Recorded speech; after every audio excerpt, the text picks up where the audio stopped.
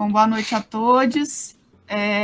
Essa é a nossa primeira aula do conteúdo, né, sobre as questões centrais na Primeira República. É importante a gente lembrar, pessoal, que tudo que for tratado aqui não vai se esgotar aqui, né? Os temas que a gente abordar não vão se esgotar por aqui, não tem nem como isso acontecer. Tem pesquisadores que se dedicam toda a sua vida a pesquisar, por exemplo, as questões da Primeira República no Brasil e estão longe de concluir qualquer tipo de estudos. Então, considerem isso em qualquer abordagem sobre absolutamente qualquer conteúdo que nós da história vamos abordar, mas assim também como outras disciplinas. Boa noite a todos. Exatamente o que a professora Helena disse, eu só gostaria de colaborar dizendo que o recorte, né, o foco das nossas aulas, portanto, já que o conteúdo é tão abrangente, é no que cai para vocês no Enem, certo?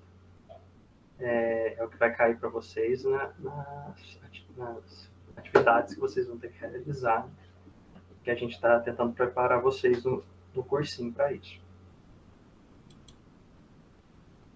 Bom, tem algumas questões centrais que a gente precisa abordar que são mais conceituais, e é importante a gente debater um pouco sobre elas. Por exemplo, aqui, a partir do conceito de progresso, tá? Um dos projetos republicanos, né, era o positivista que defendia que o progresso deveria ser promovido. Um minutinho, vou deixar alguém entrar. Ai, deu errado. Enquanto a professora Helena está aceitando os alunos da sala, eu só queria dizer que por que a gente faz essa escolha conceitual. Boa noite, Vitória, tudo bem? A gente já deu início. Bem-vindo, Vitória. A gente já deu início à gravação da aula. Por favor, mas a gente está no começo, por favor, fique à vontade se você quiser interromper a gente fazer qualquer pergunta, tá bom? A gente está aqui à sua disposição. Bom, eu ia dizer por que a gente escolheu trabalhar o conteúdo, e depois ele vai ficar disponibilizado no YouTube, esse conteúdo de hoje, através de alguns conceitos que são muito importantes, por causa daquilo que a gente trabalhou na primeira aula, que o mais importante é a gente, enquanto a gente informa vocês sobre os temas, a gente trabalhar, ensinar para vocês técnicas de resoluções de problemas, né? E boa noite, Nívia. Bem-vindo, Nívia. Bem-vindo. E a melhor técnica de resolução de problema é a gente compreender os fenômenos históricos e não ficar decorando, né? Então, quando a gente aprende entendendo o funcionamento de certas questões, de certos conceitos, de como era o pensamento na época, isso é uma técnica mais fácil para a gente interpretar e resolver questões, né, que é o principal objetivo de vocês. Então, a professora Helena ia tratar desse primeiro conceito sobre o progresso.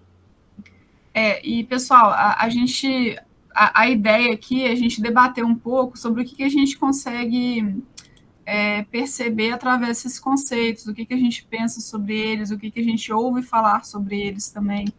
Então, por exemplo, agora que, né, a Vitória e a Nívia chegaram, se vocês se sentirem à vontade, tá, gente, de abrir o microfone, a câmera, como a Nívia fez, eu queria que vocês falassem um pouco para a gente o que vocês entendem como progresso. Como você explicaria, Nívia, como você explicaria o que é progresso para uma criança, por exemplo? Eu explicaria sobre a evolução das coisas. Se fosse para uma criança, eu usaria o lúdico, né? Eu ia falar de uma plantinha que quando planta, você põe a semente, ela vai crescendo, até que ela se torna uma árvore muito grande. Isso é uma explicação sobre o progresso. É uma ótima forma. É uma ótima forma de dar início. E a única coisa que eu te diria para somar a isso é você ensinar ou pensar, ou quando for conversar sobre essa ideia, pensar que ela também é um tipo de ideologia, porque progresso não é linear, né? progresso diferente do que a gente aprendeu. Isso, recentemente, em termos históricos, né, nos últimos 200, 300 anos, a gente passou a achar que progresso significa uma TV melhor a cada dia, ter eletricidade. O progresso não é uma linha, né? Eu peço desculpa para vocês que meu sinal de internet, como eu estou no interior, o progresso não trouxe uma internet de qualidade. O progresso não é uma linha evolutiva, né? Não é à toa que a gente usa evolução, né? Por causa do termo de Darwin, né? De evolução das espécies.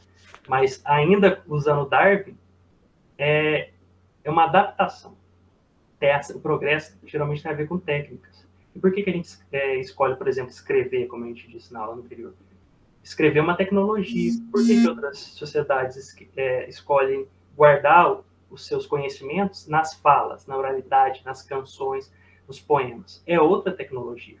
Elas não tiveram a necessidade. Então, uma sociedade não é melhor que a outra. Elas têm progressos diferentes. Entende? Isso. E outro ponto por que é uma ideologia? Desculpa, professor, só finalizar isso. Por que é uma ideologia? E pode ser uma ideologia muito perigosa.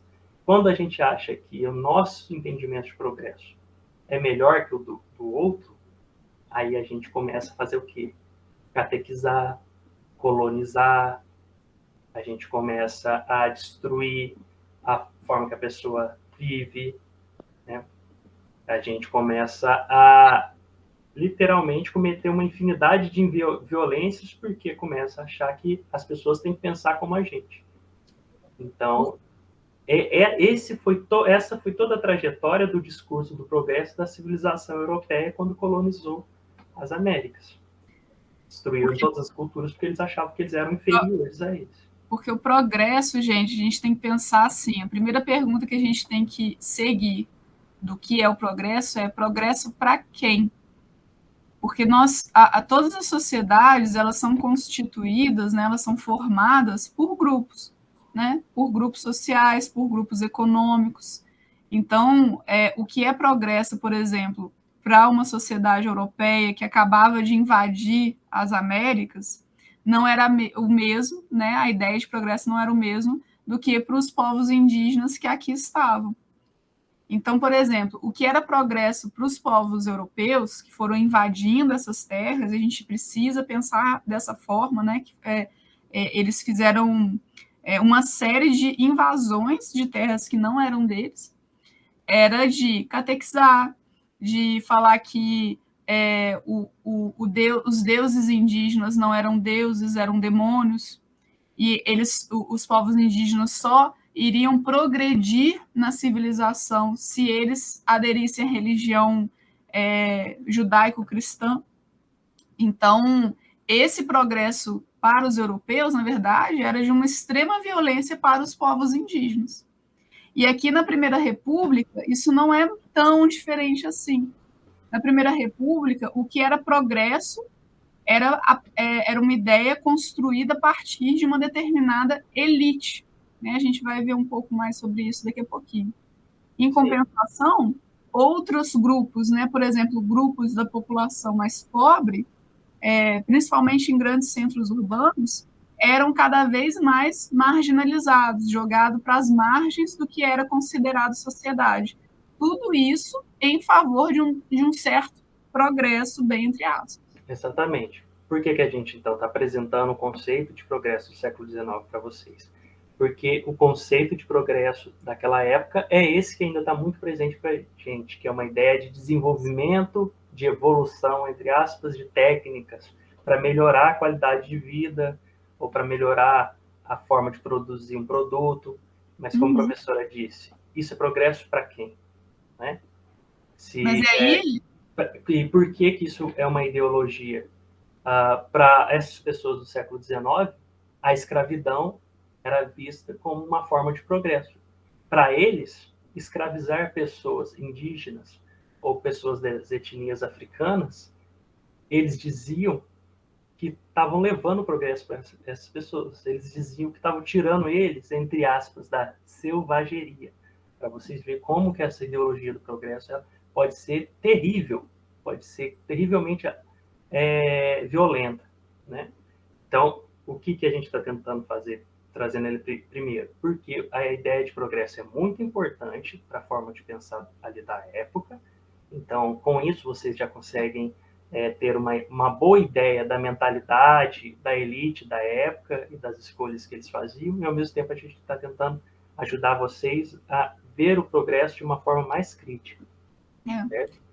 E assim, o que você falou, Nívia, está completamente certo, porque é isso que nos é ensinado, né? Que progresso é para melhoria, né? É sempre para melhoria. Mas às vezes a melhoria para uns é a piora para outros. Vitória e Nívia, vocês moram aqui em Juiz de Fora junto com a gente? Sim, eu moro no Previdenciários. Previdenciários. Você, Vitória? No Vale Verde. No Vale Verde. Eu não Pertinho sei se... da Nívia. Tá vendo? Eu nem sabia, Vitória. Uma hora tem que encontrar, gente. Verdade. Eu não sei se vocês se lembram, mas na última eleição para prefeito, teve um candidato aí, não importa quem, falou que queria transformar Juiz de Fora na Dubai, né? Que ia fazer o progresso para Juiz de Fora. Esse era mais ou menos o slogan dele. Fiquei sabendo. Vocês lembram, né? E aí, eu assisti esse debate, menina. Ai, gente, eu falei assim, eu vou assistir, porque eu tô querendo votar nele, vou ver quais são as ideias dele. Foi ótimo, que aí eu decidi não votar. Arrasou, só que não, né? Mas aí o que ele falou lá? Perguntaram para ele sobre saúde, né? Aí ele falou assim: não, a saúde é fácil, basta você ganhar 10 mil reais por mês. Então, veja bem, o que é progresso para um determinado grupo está longe de ser progresso para o outro grupo. Então, a gente tem que sempre pensar nisso, porque para quem que o cara está falando? Porque quando a gente está falando de progresso, isso está diretamente relacionado a discurso político, né? A gente vai ver isso O cara não tinha nenhum projeto para educação e para saúde. Nada, engraçado, né? Que ele tinha um projeto voltado para o ramo dele, né? Exatamente, para as próprias construir apartamentos, que foi isso que ele falou, né? Que Dubai, já foi em Dubai 2 vezes, e lá era muito melhor que aqui, e era tudo prédio, entendeu? Exatamente. Não tem consciência de que estar num cargo desse não é ser um empresário, não é ser um gestor, como muitos tentam entender aí. Estar num cargo desse é você administrar da melhor forma possível para pessoas, para os mais diferentes tipos e grupos de pessoas. Ele só está dialogando com o próprio grupo dele, a própria elite. Eu lembro, teve uma fala dele também, eu não lembro corretamente como que foi a fala, mas, tipo assim, ele falando que Juiz de Fora tinha que ser só ali do Seminário Santo Antônio até no Manuel Honório. Menina, é mesmo. Ele falou isso também. É verdade, agora que você falou, eu lembrei. É verdade, esqueci disso. Ele falou isso. E ele falou mais, quando perguntou a respeito da saúde, ele falou que não tem jeito. Se a pessoa não paga um plano, não tem o que fazer. Foi aí que ele colocou a belíssima frase: fiquemos com o que temos. Ai, nossa, é isso mesmo, Jesus Cristo, era isso. Ou seja, não vou fazer nada se eu ganhar. Você vê assim que o cara, ele queria um cargo elitizado, mas ele não foi na mais baixa sociedade para ele ver a realidade, porque ele já é muito rico. E ele não sabe o que é ser pobre nem passar por necessidade. Então ele ia defender o quê se ele não tem nem essa visão? Exatamente, Nívia. E pior ainda de não saber, ele não quer saber. Ele não quer saber. Tanto que ele queria compactar a nossa cidade. O que a gente faria com o restante? Nada, né? Jogar das traças. Mata, manda bomba. Manda bomba, deixa morrer mesmo. Esse pensamento elitista era muito herdeiro dessa forma europeia de pensar a colonização, lá, dessa forma da ideologia do progresso, da civilização, lá no século XIX e no começo do século XX, que a gente está aqui, né? Na República Brasileira. Aliás, quando eu estou criticando essa ideia de progresso, eu não estou dizendo que a gente não deva pensar em progredir. Eu estou dizendo que a gente precisa de um progresso que inclui todos, certo? Isso, tem Progresso uma só coisa para que eu alguns não é aprendi, foi isso, lendo o livro da Djamila Ribeiro, legal. falava sobre racismo estrutural. Se tem uma coisa que ela falou, foi isso. Isso, ô livrinho bom. Nossa, É, uma maravilhoso. coisa que ela falou que é incrível, e é isso mesmo. A gente tem que votar em quem está preocupado em fazer políticas públicas. Isso, Exatamente. exatamente. Porque o Estado não é uma empresa que precisa gerar mais produtos. Igual tem uma certa forma de se ver política hoje em dia, né? Colocar gestores, empresários. O Estado, ele é um governo para todos, para todos, né? Ele tem que atender as necessidades de pessoas em diferentes locais da sociedade. Exatamente. Bem-vindo, Letícia. Bem-vindo, Letícia. E é por isso que é importante essa herança que a professora está trazendo, vocês estão trazendo, dessa forma elitista de se pensar. Ela era muito presente ali na Primeira República. E a revolta da vacina, ou a revolta de 1904, que é algo muito importante, cai em muitas questões que pode cair para vocês, ela foi fruto, por exemplo, desse pensamento elitista. Uhum. Porque havia um interesse em renovar as capitais do Brasil, principalmente. A gente vai tratar mais disso no próximo conceito, do higienismo. Mas uma das ideias era justamente a tecnologia nova que se tinha, que era a vacina. Uhum. Mas como a vacinação era realizada na época, ela não era feita através da informação, do diálogo com a população. Boa parte das medidas sanitárias, né, para melhorar a saúde, e, portanto, para tornar esses centros mais atraentes para os europeus, para o investimento, para os investidores, boa parte dessas tecnologias para melhorar o ambiente urbano era feita sem informar a população, sem dialogar. As vacinas eram simplesmente aplicadas nas pessoas, as pessoas passando na rua, ia lá e alguém espetava uma seringa. E aí você imagina o seguinte, nunca eu tinha ouvido falar de vacina, não sabia o que era aquilo. Então, por exemplo, as fake news que a gente veio vendo, principalmente nos últimos 2 anos, sobre a vacina, que vai virar jacaré, que vai dar problema, que não sei o que lá, aquilo lá, naquele momento de Primeira República, isso aí a gente está falando inicinho do século XX, gente, final do século XIX, início do século XX. Era uma coisa muito nova, e as pessoas não tinham acesso à informação como a gente tem hoje. Então, aquilo virou um caos, porque deu medo nas pessoas. E o medo gera caos. Com certeza. As pessoas simplesmente serem inoculadas, né, simplesmente espetadas na rua, era absolutamente assustador, porque não havia um projeto de educação, conscientização sobre as medidas que precisavam ser feitas para melhorar a saúde social. Só havia uma certa imposição. Inclusive, uma das coisas que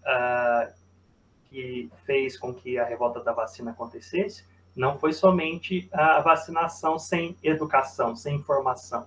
Foi também a ideia moral da época que existia de que não se deveria expor partes do corpo. Então, também para parte da elite, para parte da classe média, da burguesia, as mulheres mostrarem um pouco do braço para ser vacinado, por exemplo, era considerado algo imoral. Então, percebam, não existe um interesse em educar, existe um interesse um tanto quanto impositório, simplesmente para tentar, entre aspas, modernizar as capitais para elas se tornarem mais atraentes para investimentos. E aí tem 2 pontos, gente, que a gente não pode deixar de ressaltar. Primeiro, né? Olha só como que uma campanha de vacinação é importante, porque a campanha de vacinação explica como que a vacina funciona, para que ela funciona e por que ela é importante para toda a sociedade. Isso é educação. Isso é educar, isso é explicar com calma, porque ninguém nasce sabendo e ninguém é obrigado a saber das coisas. O que não pode acontecer é a pessoa permitir que ela mesma, né? Tipo, eu, o professor Cleiton, vocês todos, que a gente continue numa ignorância por falta de acesso à informação. Então, as campanhas são necessárias e a sociedade e o Estado entendeu que era necessária também por conta da revolta da vacina, porque era preciso explicar para a população como que ela funcionava e como que acontecem as coisas. Nunca esqueçam que os movimentos históricos acontecem porque vocês, todo mundo na sociedade tem o seu papel e pressiona o governo e luta pelos seus direitos. Não acontece porque os governantes são bonzinhos e simplesmente nos dão alguma coisa. Não, as coisas só modificam porque a gente conflita de alguma forma, né? A gente questiona, a gente corre atrás, né? A gente pergunta o porquê das coisas. Então, esse é um dos pontos que é importante a gente salientar aqui. Outro ponto importante é como que a ideia de progresso também, ela estava muito associada a um tipo de paisagismo, né? A tornar moderno, entre aspas, uma cidade arquitetonicamente considerada ultrapassada. Então, essa ideia de fazer uma maquiagem nas grandes capitais, no Rio de Janeiro e São Paulo também, ela parte dessa ideia de higienização. Essa higienização quer dizer, vamos tornar a cidade também mais branca.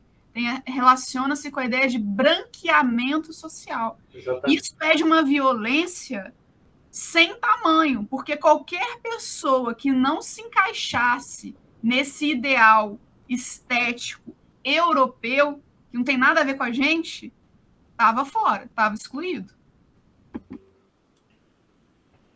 E aí, pode falar, professor. Desculpa, professor. Isso vem desse conceito de higienismo que se falava na época, né? Então, foi exatamente algo semelhante ao que a Vitória e a Nívia estavam trazendo para a gente, né? Sobre a campanha de um candidato em Juiz de Fora. E via as margens, os lugares que não eram os centros urbanos ricos, da elite, como um lugar de exclusão, né? Um lugar onde deveriam ficar as pessoas que ele considerava inferiores, né? Economicamente, socialmente. O higienismo foi isso, né? Empurrou essas pessoas para a margem. A gente vai dar um pouco mais de atenção a isso no próximo slide, esse conceito. Por enquanto, a gente queria abrir um parênteses muito importante para fazer essa pergunta. Onde se encontra a população negra na sociedade da Primeira República? Por que a gente tem que fazer essa pergunta? É muito comum, nos livros didáticos que a gente estuda, nas informações que a gente recebe pela TV, pelos filmes, pelas séries, ou seja, é muito comum a população negra desaparecer, pararem de falar deles após a abolição. A abolição geralmente é tratada como se fosse uma bondade da princesa Isabel, e não por uma luta das pessoas que eram escravizadas. E depois disso, a população negra desaparece dos livros, como se ela tivesse sido absorvida pela população branca e fosse em menor número. Isso é uma ideologia, uma mentira. A população negra é mais de 50% no Brasil. Hoje, naquela época, nem se fala. E a abolição aconteceu porque houve greve de pessoas escravizadas, houve jornais feitos por pessoas escravizadas. E depois da abolição, essas pessoas se juntaram das formas mais diferentes para resistir às violências do racismo e tentar mudar a sociedade, seja através da arte, da imprensa, que a gente chama de imprensa negra hoje em dia na época, seja através do teatro. E aqui no caso também a gente trazer um exemplo muito cotidiano, né, da nossa cultura, o futebol. O futebol, gente, né, hoje pra gente é difícil a gente pensar nisso, mas o futebol ele veio importado, né? Ele veio da Grã-Bretanha, um país que é majoritariamente branco, né? Um país europeu, majoritariamente branco, e foi trazido para o Brasil pelas elites, né? E a elite aqui a gente está falando daquela galera que se acha mais inteligente, que tem mais dinheiro mesmo, né, que poderia fazer a travessia, né, que aí a gente está falando de uma travessia atlântica, né, passando por todo o Oceano Atlântico, para o hemisfério norte ainda por cima, de barco, né? Era uma viagem caríssima, caríssima, caríssima. Então, assim, só pessoa com grande poder aquisitivo ou pessoa trabalhando para as pessoas com grande poder aquisitivo conseguiam fazer esse tipo de viagem. Então, o futebol chega no Brasil pela elite, que proíbe a atuação dos jogadores negros. Então, por boa parte dessa Primeira República, os jogadores negros eram proibidos de jogar. Né? Eles jogavam entre si, mas eles não participavam das grandes ligas. E olha só que coisa absurda, né? Naquele momento, né, não se tinha nenhum tipo de pudor de justificar a proibição além do racismo. Sim, era uma simples exclusão. As pessoas não participavam, exatamente. Era simplesmente e cruelmente mais uma das milhões de exclusões que o povo negro sofria no Brasil. E aqui, negro, gente, a gente tem que pensar o seguinte, a gente comentou isso na nossa primeira aula, e a gente vai voltar algumas vezes nas informações, porque é importante a gente lembrar. População negra aqui, ela é considerada população negra quem é de pele escura, de pele média escura e de pele negra clara. Então, assim, é uma extensa camada da população brasileira. Povos indígenas estão incluídos, mais ou menos incluídos nessa definição de população negra. Nesse momento aqui, começa a se ter algumas declarações, né? O censo aqui já existia, declaração de pessoa cabocla, de pessoa mestiça, tá? Mas a exclusão social se expandia para essas pessoas também. Porque o que importava era a pele, quanto mais clara, melhor. E quanto mais clara a pele, mais você teria alguma chance de fazer parte dessa população. Sim.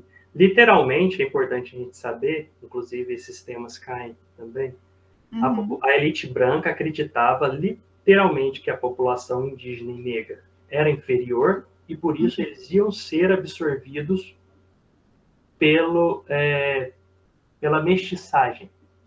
Certo? É dessa forma extremamente cruel mesmo. A gente também vai trabalhar isso num ponto ali logo à frente. Agora, a gente queria só destacar rapidamente que a população negra estava em todos os lugares, onde eles queriam, né? Inclusive no futebol. Se eles eram proibidos de participar dos clubes, eles criavam seus próprios clubes. E se eram proibidos de participar dos campeonatos oficiais, eles criavam seus próprios campeonatos. Isso. E depois de um determinado momento, lutando muito para isso, alguns clubes começaram eles resistindo dessa forma tão intensa, alguns clubes começaram a abrir para a possibilidade de entrar jogadores negros, porque a qualidade do futebol que eles apresentavam era maravilhosa. Bom, então aqui a gente está trazendo, depois vocês podem ler no link que está embaixo da foto, um artigo muito interessante sobre a Liga das Canelas Pretas, que era um nome popular dado aos clubes montados por homens negros, para resistir a esse processo de exclusão da população negra que jogava futebol. E aí a gente tem que pensar também em questão de gênero, pessoal, porque a gente está falando aqui no questão de futebol de homens negros, né? A gente não, nesse momento da história, não se cogitava ainda mulheres negras, nem mulheres brancas participarem de um jogo de futebol oficial, né? Por assim dizer. E aqui é importante a gente trazer algumas mulheres e homens negros importantíssimos nessa Primeira República, né? Final do Império e começo da Primeira República Brasileira. Sim, dando continuidade à resposta de aonde estava a população negra, né? Sim. E aí é importante a gente saber disso, pessoal, porque a história oficial, digamos assim, né? A história nacional, ela exclui esses personagens históricos, né? Essas figuras históricas, esses heróis que na trajetória histórica do Brasil. Então, Manuel Quirino foi o primeiro historiador negro no Brasil. E a gente a gente não sabe dele, não conhece, sabe? Antonieta de Barros, tanta gente, Teodoro Sampaio também, ele foi um etnólogo, um historiador também, um intelectual importantíssimo para o pensamento político e social brasileiro. A Antonieta de Barros, que a professora mencionou, foi a primeira mulher negra brasileira a assumir um cargo mandato. Ela foi deputada. Isso. Lima Barreto, Machado de Assis, que foram escritores assim de fenômeno. Gente, Machado de Assis, ele é estudado. Para, né? Para. Eu fui descobrir tem pouco tempo atrás que Machado de Assis era negro. Sempre falaram de Machado de Assis, mas nunca mencionaram, sabe? Eu jamais poderia imaginar, cogitar a possibilidade que ele era negro. Sempre se falou da importância dele, mas nunca se teve interesse de assumir a raça do cara. E falar para a gente negro que estava sentado em sala de aula, para a gente saber que a gente tinha alguém que nos representava, que era importante para a literatura brasileira, para o nosso país e para nós. Exato. Para a gente conseguir olhar e se identificar. Eu fiquei em choque quando eu fiquei sabendo. Lima Barreto também. O que acontece é que, como a professora Helena estava dizendo, o racismo estrutural é tão forte, não era, é tão forte, que ele geralmente tenta associar a intelectualidade, o progresso, a civilização, aos brancos. E isso é uma violência simbólica brutal diariamente, porque isso faz as pessoas brancas... Eu acho que é uma violência desnecessária, né? Porque não diminui e nem aumenta ninguém de nível. É só tratar as coisas como elas realmente são. Exatamente, Nívia. Não, mas você falou tudo. É tratar as coisas como elas realmente são. Cheia de personagens negros, heróis negros na história do Brasil, heróis indígenas, mulheres negras, indígenas, mulheres brancas também, mas todas elas fazendo parte. E quem a gente ouve falar? Só dos homens brancos heterossexual. Sim, porque isso faz parte de uma ideologia. São literalmente os donos do poder. Isso. E o que acontece? Quando uma pessoa negra ela ganhava muito destaque, geralmente no censo, os próprios censores colocavam ela como parda, mulata, ou às vezes até mesmo branca. E quando as fotos... Foi o caso do Machado de Assis que você mencionou aí, Nini. Ele através da história, né, através dos estudos dele, até da grande popularidade dele, ele foi o que a gente fala, foi branqueado mesmo nas fotos. Nas fotos ele aparece mais claro do que ele era, porque um intelectual como aquele, esse era o raciocínio da época, né? No raciocínio da época, um intelectual como ele, né, da capacidade dele de criar as histórias que ele criava e ser um grande sucesso, não poderia ser negro. Exatamente. Por isso que muitas dessas imagens, dessas fotos ou quadros, pinturas, eles estão branqueados, como a professora Helena disse. Por isso que não se admite que os egípcios eram negros, por exemplo. Exato. A população europeia, a elite branca em geral, maliciosamente ou não, só dando continuidade ao que é ensinado a eles, julgam que os egípcios eram brancos, ou eram mulatos, ou seja, eram mais brancos do que negros. Ou falam, não, eles não eram negros, eles só eram morenos. Negros era a população tal. Mais ao sul da África. Exatamente. Os núbios. Isso é extremamente violento, brutal, porque tenta excluir todos que não são brancos do desenvolvimento de técnicas, do desenvolvimento daquilo que a gente considera de valor na sociedade. E aqui na Primeira República, né, final do Império e início da Primeira República, não é diferente, pessoal. Mesmo o Luísa Maim, né? Luísa Maim carrega o nome de uma personagem histórica, mulher negra, importantíssima na história. Né? A Luísa Maim, considera-se que ela estava relacionada às revoltas na Bahia e que ela era mãe do Luiz Gama, né? Até lançaram um filme ótimo do Luiz Gama, gente, aconselho vocês assistirem. que também é outro personagem, eu estou falando assim, é um herói negro da história, um protagonista negro da história do Brasil. É importantíssimo para a gente, né? Então, assim, a gente precisa recuperar esses nomes, porque é a gente que faz eles reviverem na nossa atualidade. Com certeza. Né? Vamos falar mais do Teodoro Sampaio, mais do Luiz Gama, mais da Luísa Maim, e menos desses homens brancos que a gente já conhece e já estão aí para todo mundo conhecê-los. Exatamente. É por isso que eu gostaria que a gente não deixasse de ler o nome daqueles protagonistas negros que estão no slide anterior, professora, por favor, rapidamente. Então, eu vou tratar dessas pessoas, vou ler rapidamente para vocês.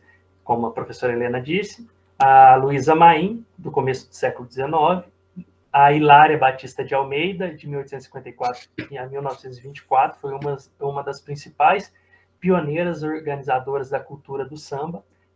Nessa foto do meio, ela foi central no desenvolvimento, ela recebia na casa dela as pessoas.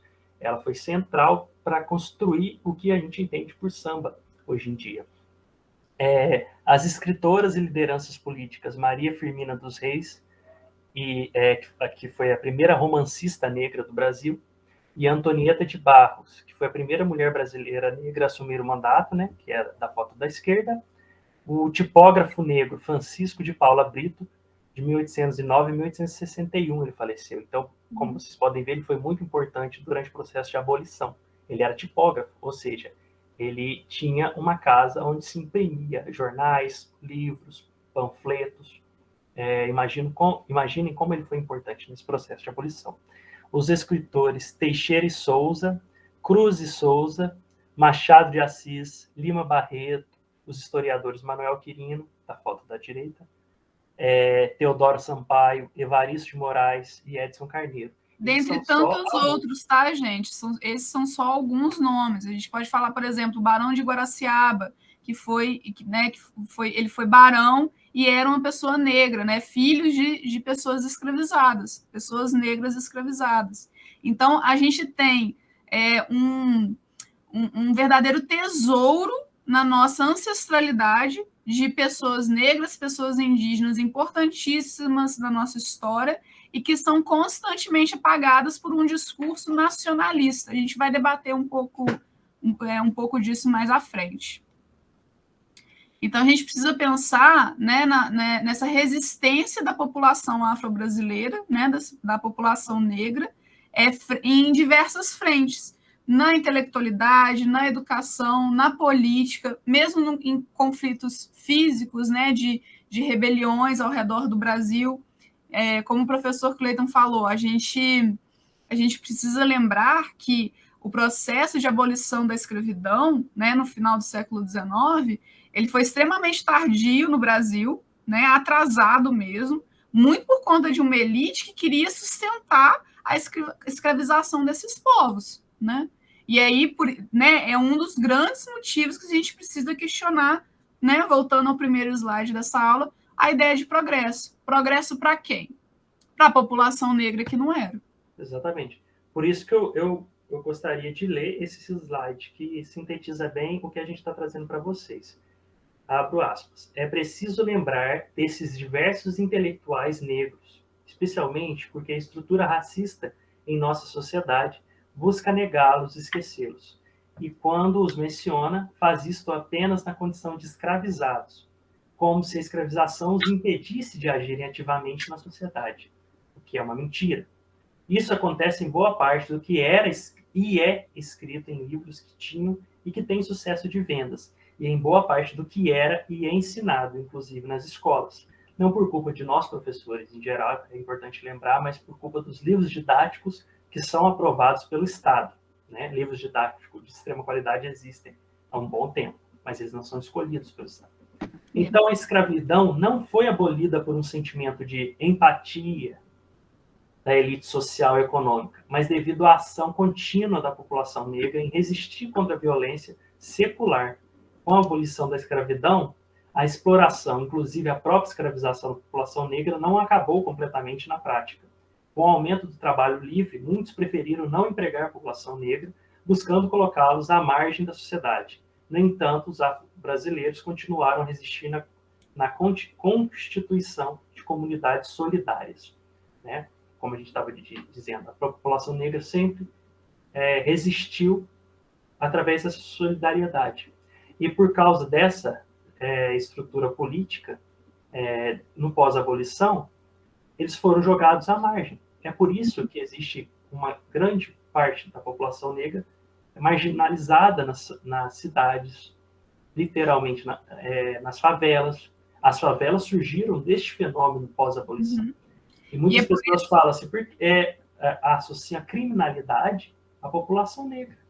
Olha que hipocrisia terrível.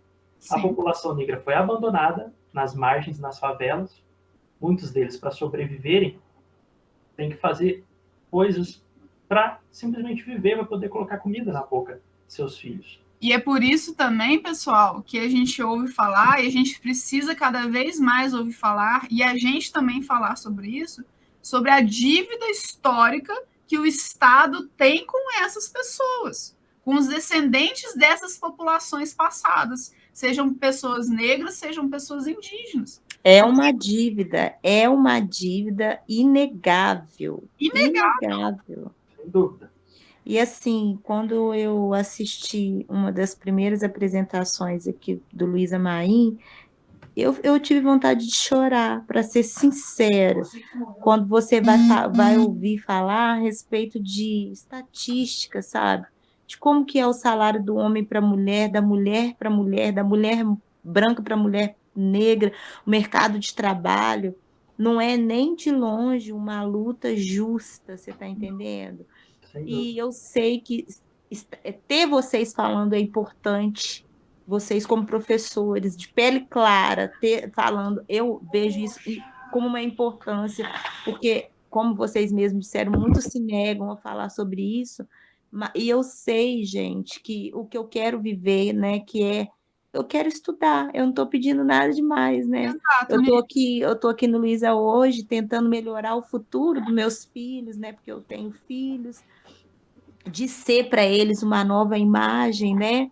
De corrigir tudo isso que aconteceu, e eu não estou pedindo nada demais, sabe? Nada demais. Mas em contrapartida, quando a gente vai olhar os números e ver a realidade dos fatos mesmo, as coisas na íntegra, é muito triste, porque eu vejo assim que, assim como a gente aprende que a história leva tantos anos para poder, porque discutir isso aqui é o início de uma correção, falar nomes de grandes pessoas que foram no passado, né, que foi apagado, e hoje, né, está decidindo falar sobre isso, é muito importante, mas eu sei que tem coisas que não vai ser corrigida na minha geração, isso me deixa triste. Talvez é aquilo que a gente está falando, como o progresso não é linear, todos nós temos que nos comprometer com isso para que alguma melhora haja e não haja retrocesso. Né? É isso. Porque e outra coisa, né, professor? A gente, né, enquanto pessoa não negra e pessoa não indígena, a gente tem que se comprometer com a luta contra o racismo. Porque não existe racismo se não fosse pela pessoa não negra e pela pessoa não indígena. Racismo só existe por conta disso. E a gente tem que se colocar contra qualquer tipo de racismo, qualquer tipo de, principalmente qualquer racismo estrutural. Que é aquele que a gente também é naturalizado, é aquele que a gente não consegue pegar no flagra. Para nós é difícil. Hoje, como está sendo muito falado, gente, e também os nossos olhos sendo abertos, né, por outras pessoas tão intelectuais, nos ajudando em tudo. Quando a gente vai discutir, eu digo, eu mesma, quando eu vou discutir com pessoas que têm pele clara, algumas pessoas têm dificuldade de enxergar a realidade dos fatos. E eu falo que isso é o racismo estrutural. Essa semana, meu marido é mecânico, e ele falou, essa semana, ele estava no trabalho e ele colocou umas sacolas na bota, porque a bota estava furada, e ele já tinha avisado a secretária que tinha que comprar outras botas, e ela não tinha comprado ainda. Ele é o único funcionário dessa oficina, o outro mecânico é o proprietário. E a secretária é sobrinha do dono, entendeu? Aí quando ela viu aquela sacola, tinha um cliente dentro da loja, aí ela ficou com vergonha, né? O patrão ficou com vergonha e foi perguntar para ele falou, não, já tem muito tempo que eu estou pedindo uma outra bota e eles não me dão uma outra bota. A responsável não pede outra bota, né? E aí o patrão dele foi e pegou uma bota que ele já não estava usando mais, porque a secretária, que era sobrinha, já tinha comprado uma nova para ele. Para Aí ele, ele né? foi e pegou a velha e deu para o meu marido. E a indignação do meu marido foi o seguinte, ele falou assim, a bota dele usada, ela era melhor do que a minha. Porque aí a gente descobriu que a secretária compra uma bota para ele bem inferior. E para o patrão, que é o tio, ela compra de uma qualidade muito maior. Então, a dele que estava surrada, que ele não estava usando mais, porque ele já tinha comprado uma nova, estava melhor do que a do meu esposo. E aí ele falou assim, que olhou aquela bota assim, gasta, ele falou que não colocou ela no pé, e ele ficou muito revoltado, e eu falei para ele, isso é o racismo estrutural, sabe? Ela ter coragem de comprar uma qualidade de bota pro tio melhor e comprar para ele, que é funcionário negro, de péssima qualidade, que gasta com mais rapidez, que demora ainda mais para repor, e a do cara que tá gasta ser melhor do que a dele. Eu falei, isso é o racismo estrutural, e é difícil a gente conseguir fazer as pessoas enxergarem isso. Exatamente, Nívia. E aí vou trazer a autora que você trouxe já hoje para a gente, que é a Djamila Ribeiro, e ela vai falar o seguinte, né? A gente tem que demarcar o lugar de fala. Porque, olha só, lugar de fala não vai isentar uma pessoa não negra ou não indígena de denunciar o racismo. Ela vai cobrar disso. Ela vai cobrar essa dívida histórica que o Estado tem com essas populações e que todos nós colhemos disso. E a demarcação do lugar de fala, pessoal, é falar assim, olha, se você é uma pessoa que não é uma pessoa negra, não é uma pessoa indígena, você não sofre o racismo estrutural na sua pele, cala a boca e escuta quem sofre. Você não tem que questionar. Você não tem que ser contra, você não tem que emitir opinião. Você tem que ouvir e aprender. Ouça e aprenda. E ser antirracista. Isso é ser antirracista. Porque você está demarcando também o seu lugar de escuta. Porque para você ter um lugar de fala, gente, a gente tem que ter um lugar de escuta. E a gente tem que escutar quando quando nós não somos os protagonistas daquela fala. Então, por exemplo, essa pessoa aí, né, Lívia, essa secretária, ela provavelmente, né, não é uma pessoa negra, claro que não, né? E aí ela não sabe do que você está falando, ela não consegue entender. E ela só vai conseguir entender, Lívia, se ela se abrir para o que a gente falou aqui atrás, olha, que é essa constituição de uma comunidade solidária. Abrir os ouvidos, como a professora Helena acabou de dizer. Exatamente, a gente tem que criar essas comunidades solidárias também através do afeto. E da humildade. Aí entra uma questão também, pessoal, que é da humildade intelectual. Você tem que ter humildade para assumir que você não sabe. Eu não sei. E aí a gente tem que ficar quieto, ouvir e aprender. É simples, né? No campo das ideias, isso é tão simples, né? Sim. Eu só queria dizer uma coisa para somar o que a professora Helena disse. Primeiro, que é muito importante a sua participação, Nívia, porque a educação não é feita só dos professores jogando ela para cima dos alunos. Essa ideia de educação é muito antiquada. A educação a gente constrói juntos, cada um com seus conhecimentos. O professor Cleito falou da Nívia, mas de todo mundo. Vitória também já participou hoje. Letícia, quando quiser participar também. Educação é isso, né? É uma troca. Isso. A gente vem aqui profissionalmente a partir da nossa profissão e vocês, a partir das experiências de vocês, nos ensinam muito, mais do que a gente... Conhecimento de vocês também. Exatamente. Então, a participação de vocês, como você participou agora, Nívia, é de extrema importância, principalmente no assunto como esse, que te diz respeito, e você é protagonista dele, não o nosso. Exatamente. E aí... Desculpa, professor, só concluir uma coisa. Eu queria dizer uma coisa que é muito relevante, pode cair para vocês em temas que vocês podem resolver questões ou até mesmo fazer redação. A gente tem esse compromisso de tentar ajudar também com temas de redação, né, porque temas históricos caem muito. Um dos motivos das pessoas não verem esse racismo estrutural, como eu disse, é uma herança de uma forma elitista de pensar. E uma dessas heranças é a meritocracia, que vem do neoliberalismo, né? O que é o liberalismo clássico e o neoliberalismo? Eu não vou tratar exatamente dos dois, mas uma coisa que os dois possuem de igual é a ideia da meritocracia, é a ideia que as pessoas conseguem o que elas quiserem, basta elas quererem. Isso é uma mentira. Isso confunde mérito com meritocracia. É claro que cada um de nós tem mérito pelas lutas que faz. Porém, isso é mérito, é claro. Porém, a gente só consegue chegar em alguns lugares se a gente tiver oportunidades. Não basta a gente querer, não basta a gente lutar. A gente pode querer e lutar e o sistema e a elite e certos grupos impedirem. E certos grupos são muito mais impedidos de chegar onde querem, onde precisam, do que outros. Porque eles sofrem racismo, preconceitos. População negra, branca, mulheres indígenas, homoafetivos.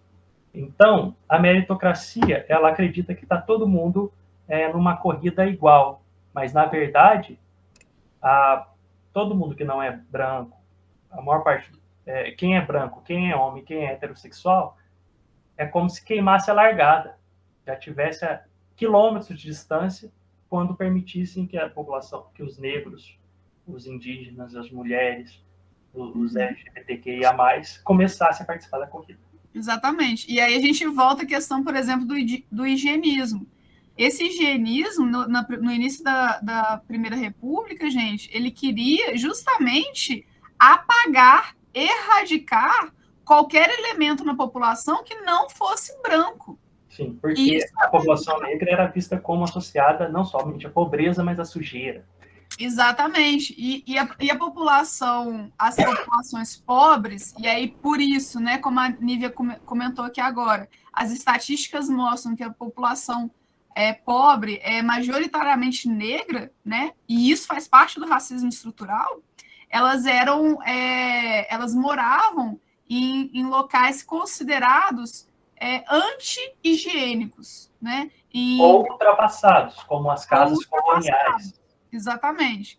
Né? E esses lugares que eram considerados ultrapassados, por isso sujos e propensos à proliferação de doenças, né, faz parte de uma ideologia racista e racialista da época. Com isso em mente, essas populações foram cada vez mais sendo expulsas das regiões mais centrais da cidade e sendo marginalizadas, né, sendo jogadas à margem mesmo.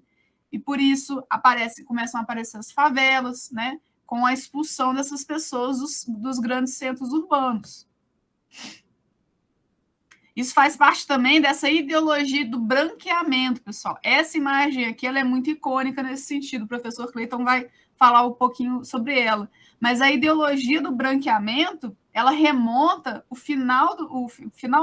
mas a primeira metade do século XIX, o século anterior ao período que a gente está falando. Lá, construiu-se, criou-se, ou melhor, pessoal, inventou-se uma história de que o Brasil era constituído por 3 populações, basicamente. A branca, portuguesa, a negra e a indígena. E a portuguesa branca, por isso branca, ela, por ser mais forte, ela iria branquear as outras populações. Por isso o nome branqueamento. Sim. Ela iria branquear, gente, justamente pelo que a gente já falou aqui hoje, por uma questão de superioridade. Isso tem tudo a ver com depois, né, quase na metade do século XX, culminou naquelas ideologias nazifascistas, que a gente, né, mais para frente, nas nossas aulas, a gente vai abordar. Mas para vocês verem que a ideia, né, a ideologia é uma palavra-chave aqui, a ideologia racista, machista, misógina, homofóbica, ela é tão forte nas sociedades, não só na brasileira, mas nas sociedades, que elas vão se modificando. Sim. Elas vão ganhando novas maquiagens, novas roupas, mas elas continuam aí. Sim. Elas se modificam com o tempo, mas elas permanecem, e a gente precisa lutar contra isso. Sim. E a gente luta contra isso identificando. Exatamente. Dando aula, né? Nos nossos trabalhos a cada dia, dessa forma. Professora Helena, eles têm uma outra aula agora às 8h, eu acho que a gente podia finalizar, e a gente finaliza também, a gente vai dar continuidade, gravar o resto desse conteúdo e disponibilizar para vocês, tá? Isso, pessoal. Aí, depois eu mando para vocês o link. Eu fiquei de mandar o link da nossa última aula, vou mandar também. E esse material aqui escrito para vocês estudarem, tá bom? E aí a gente não quer atrasar a próxima aula, então boa aula para vocês. Obrigada pela presença de vocês. Eu vou colocar aqui no chat, antes de vocês saírem, assinem a presença, por favor, para ficar registrado. E bons estudos. Obrigada. Eu que agradeço, gente. Bons estudos para vocês. Não deixem de assinar a lista de presença. E boa aula para vocês, a próxima aula, pessoal. Muito obrigado, viu? Tchau, obrigada. Tchau, gente. Boa aula. Então, pessoal, agora que vamos dar continuidade, só a explicação do quadro aqui, a redenção de Cã, ou redenção de Caim. Sim. Como a gente estava mencionando anteriormente, o higienismo era uma ideologia de sanitarização, né, de diminuição das doenças, de vacinação. Sim, tinha isso também. Mas não era somente isso. Tinha, na verdade, uma associação das doenças com o racismo, porque as doenças, para a elite branca, estavam associadas à população negra e à população pobre. Por isso, eles foram expulsos dos centros, para os centros serem reformados a partir de uma estética europeizada, para serem mais atraentes justamente para os investimentos europeus, estadunidenses. Então, portanto, as pessoas, como a professora Helena disse, foram negras, principalmente, foram expulsos dos centros, colocadas à margem, e os prédios antigos dos centros foram derrubados, a maior parte deles, para que os prédios do período colonial, do período imperial, fossem deixados para trás e um centro mais, entre aspas, moderno fosse criado, né, mais atraente para os investimentos. Eu percebo o quanto de racismo, de violência tem nisso, né? E como que o higienismo também tinha uma ideologia que a gente chama de eugenista. Isso é terrível e a gente herdou também isso. O eugenismo era uma compreensão de que existiam raças biológicas e que algumas eram algumas eram inferiores às outras. Então, para a eugenia, a população branca era considerada superior. Percebo que isso vai chegar lá nos fascismos, né? Que não houve só na Itália, e não somente no nazismo alemão, teve no franquismo da Espanha, por exemplo, teve o integralismo aqui no Brasil. Mas percebam que essa ideologia de que a população branca seria superior e que todos os outros iam desaparecer, persiste até hoje. É uma ideologia extremamente violenta e que apaga a contribuição da população negra, indígena, ou seja, daqueles que não são brancos. Esse quadro, A Redenção de Cã, que é de 1895, do Brocos e Gomes, ele é um espanhol, ele retrata justamente essa ideologia. Vocês percebam que é da esquerda, bem à esquerda, uma mulher negra, mais idosa, no meio, a filha dela, e à direita, o marido dessa mulher que está ao meio. E sentada no colo do meio da mãe, uma criança. Então, percebam que a mensagem que esse quadro está passando é que o homem branco, ele absorveu, ele foi superior à branquitude dele quando ele teve um filho com uma mulher negra. Percebam isso? Essa é a mensagem que está passando. Por que redenção de Cã?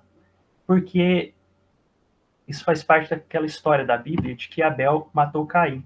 E na Bíblia diz que os herdeiros de Abel... Caim matou Abel. Caim matou Abel, perdão. E que os herdeiros de Caim, eles teriam, isso algumas traduções da Bíblia dizem, né, uma marca na pele.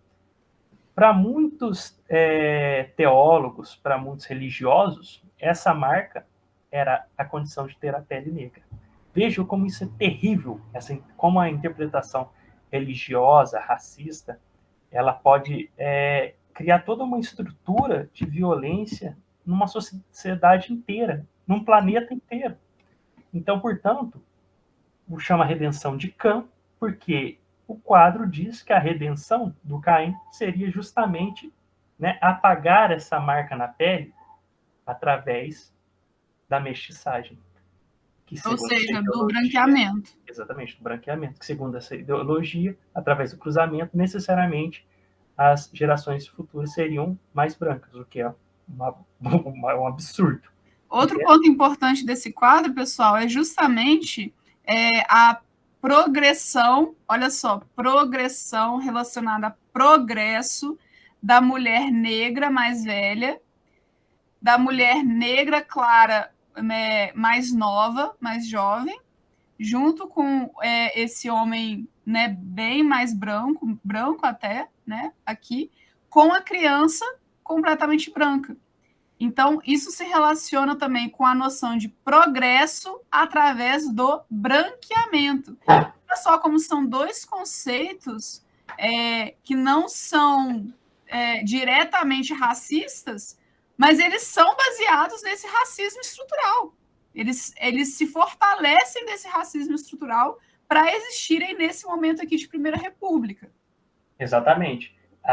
E é bom lembrar que, apesar dessa tese de Caim, da população negra, serem os descendentes de Caim, ter sido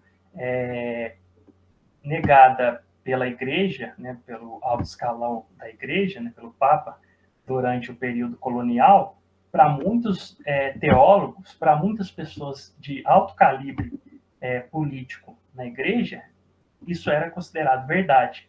E isso era usado como justificativa para a escravização da população negra. Percebam, portanto, como ideias não são só violências simbólicas, são violências físicas, são extermínios. Por causa desse tipo de pensamento, houve o maior holocausto que o nosso planeta já viu, que foi a escravização e assassinato das culturas e das populações africanas. Exatamente. Grande parte das populações africanas. E essa realidade do branqueamento, né, do branqueamento social dessa população em Primeira República, ela também faz parte do que se conhece como coronelismo, né? Aqui a gente vai fazer uma leitura muito rápida, tá? Para a gente situar esse conceito nesse momento histórico que é de Primeira República. Então, olha só. Os analfabetos, os homens menores de 25 anos de idade, as mulheres, os soldados e os religiosos, que representavam a grande maioria da população, estavam excluídos do direito de votar. O voto era aberto e os chefes políticos locais, chamados de coronéis, podiam controlar as escolhas dos eleitores, usando seus capangas para ameaçar as pessoas. Vejam bem, o voto era aberto, bem diferente do que é hoje. O termo coronel tem origem na criação da Guarda Nacional em 1831. Sua atuação foi reduzida durante o Segundo Reinado, mas só foi extinta em 1918. Primeira República aí, já caminhando para o final da Primeira República. Entretanto, as patentes permaneceram para designar o chefe político da região, cujo prestígio era medido pelo número de votos que controlava. Na prática, as eleições eram caracterizadas pela fraude. Fraude por quê, gente? Não era voto secreto, né? Voto aberto. Todo mundo sabia em quem você estava votando. Como não havia justiça eleitoral, o próprio coronel organizava a eleição do município e redigia a ata da sessão eleitoral. registrando o que bem quisesse. De onde vem o nome eleições a bico de pena. Então, vejam bem, o poder era tanto que era esse coronel que mandava, literalmente, o tempo todo. Era o comum chamado fósforo votar no lugar de outra pessoa, às vezes já morta. Por vezes, o coronel reunia as pessoas em um determinado lugar para receber as cédulas eleitorais já preenchidas. Voto escrito, né? Voto impresso, diríamos hoje. Voto impresso, auditável, por assim dizer. Dá para abrir a caixa e auditar, ou seja, verificar e contar, né? Exatamente. Esse lugar era chamado curral eleitoral. Nossa, curral, né? Cheio de gado. Como o voto era controlado, surgiu a expressão voto de cabresto. Os eleitores votavam por vários motivos: obediência, lealdade ou gratidão ao coronel. E também em busca de algum favor, como dinheiro, animais, serviços domésticos, serviços médicos, e roupas. Você veja que a eleição dita democrática, nesse momento, ela era realizada através de poder, e aqui poder está relacionado diretamente a medo, gente. Medo.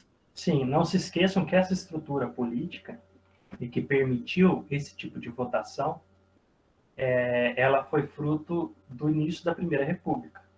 Ou seja, a transição do Império para a Primeira República não era uma república democrática. Os 2 primeiros governos foram feitos por militares. A queda do Império foi organizada por militares. Então, os 2 primeiros governos brasileiros na República eram ditatoriais.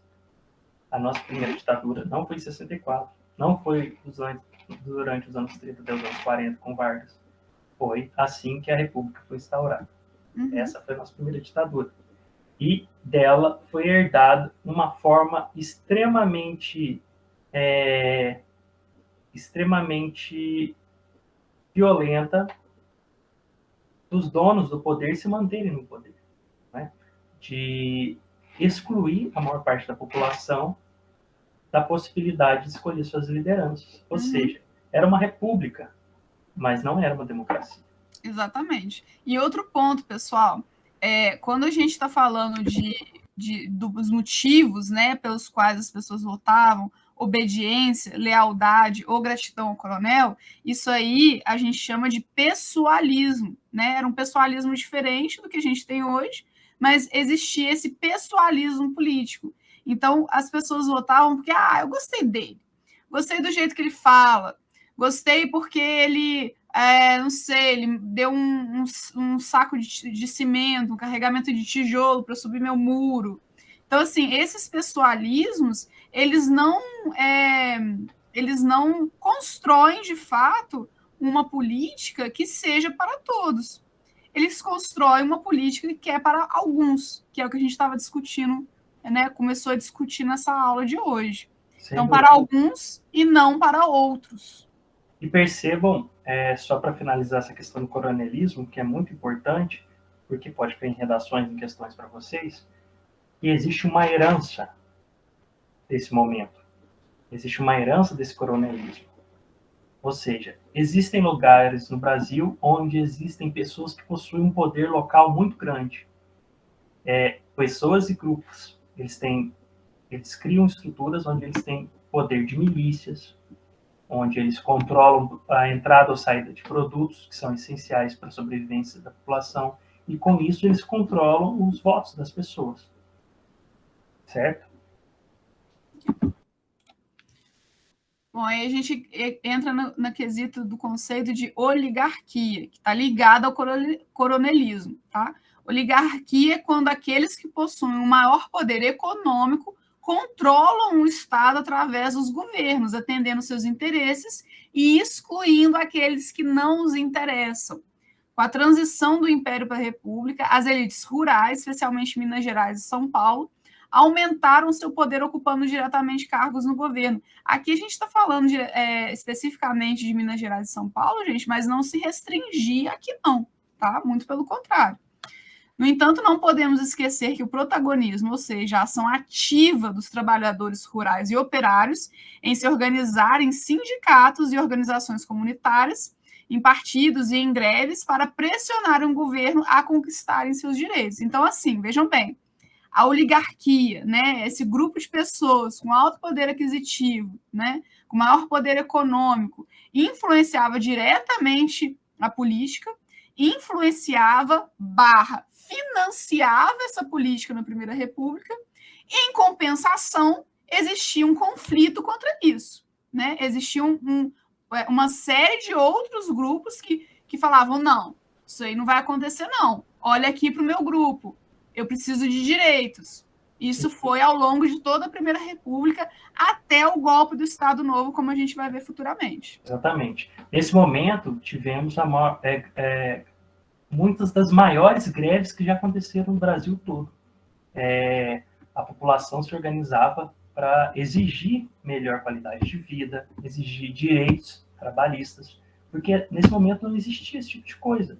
Esses movimentos para melhorar as condições de trabalho estavam eclodindo em muitos lugares do mundo. E no Brasil não foi diferente.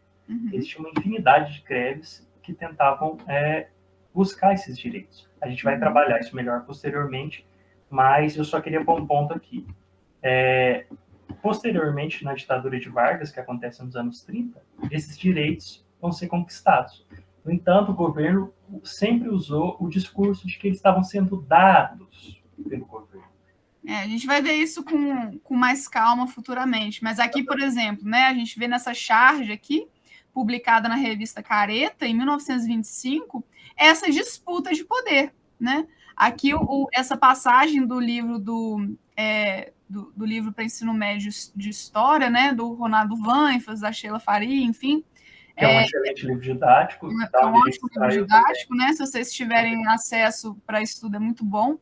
Ele menciona, né, que as elites rurais elas se destacavam em Minas Gerais e São Paulo.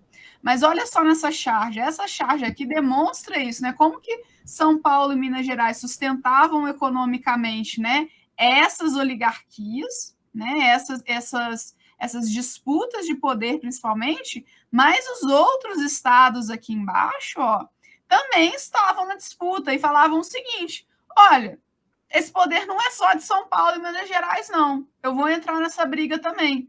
Então, vejam bem, esses conflitos, eles estavam em várias camadas na sociedade. E aí, como que isso aparece no Enem, pessoal? Olha só, essa aqui é uma questão do Enem de 2017. Rodrigo... porque a gente gostaria de trabalhar algumas questões com vocês, né? Não só a gente trabalhar a partir da aula, do conteúdo, mas a gente queria tentar ajudar vocês a exercitar a realização de questões. Por isso, a gente vai buscar sempre trazer algumas para vocês. Sim, porque é preciso pensar, refletir sobre o que a gente está debatendo aqui em sala de aula e ver como que isso se transfere para uma questão na hora do Enem. Sim, então, olha só, até porque é aí que a gente pode trabalhar o que estávamos dizendo na aula anterior, no começo dessa.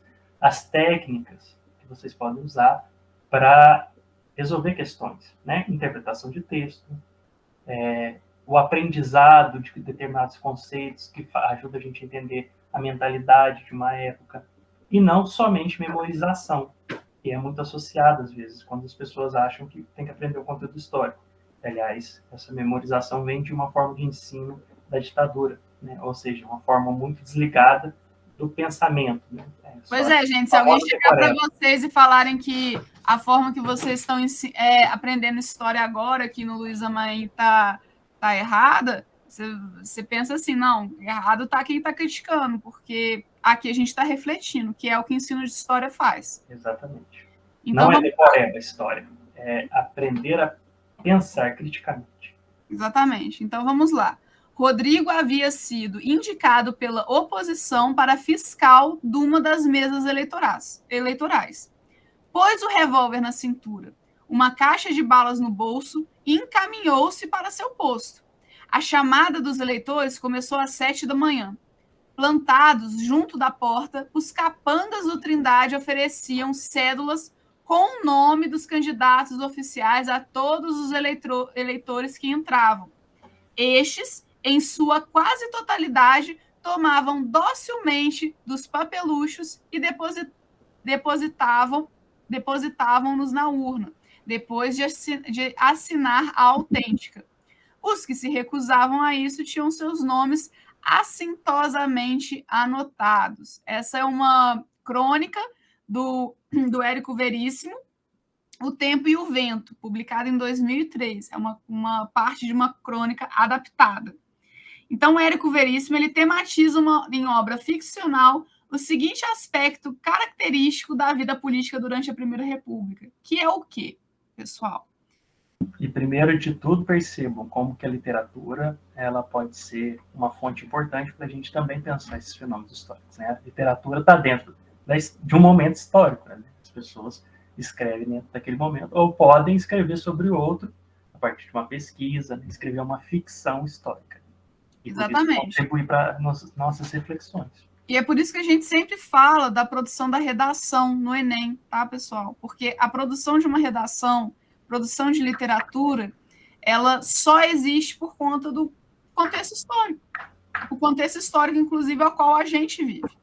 Então, a gente precisa estar atento sempre a esses temas, né? A temas que fazem parte da nossa sociedade, para a gente estar realmente informado de fato. Então, vamos lá. A alternativa A está incorreta, pois não há uma referência ao analfabetismo no texto da questão, apesar de que a grande maioria da população brasileira era analfabeta na Primeira República. Né? Vamos voltar para a gente ver a alternativa A. A gente precisa ler a questão em si, além de saber, né, de refletir sobre o conteúdo. Então, vejam bem, esse trecho da crônica adaptado, ele não se relaciona com a identificação forçada de homens analfabetos. Em nenhum momento se fala sobre isso, inclusive. Tá? Aí, na opção B, monitoramento legal dos pleitos legislativos. A opção B também não está correta, já que o texto indica a prática da coerção dos eleitores através da exibição de armas por parte do fiscal eleitoral, escolhido pelo coronel, e do nome daqueles que não compactuaram com a fraude eleitoral colocados em uma lista, também para intimidar os eleitores. Portanto, não há legalidade na atividade da fiscalização apontada no texto em questão. Tá? O texto de Veríssimo também não indica em nenhum momento algum tipo de propaganda para os trabalhadores do campo, que é como opção D, ou violência policial em relação aos operários. Opção E, apesar de poder existir.